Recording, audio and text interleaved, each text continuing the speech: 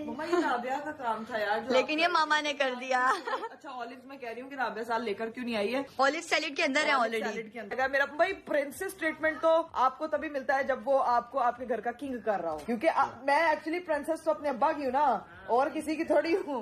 चलो छोटे मोटो क्या बेटियां प्रिंसेस ही अपने अब्बा की होती हैं और किसी की होती है। हाँ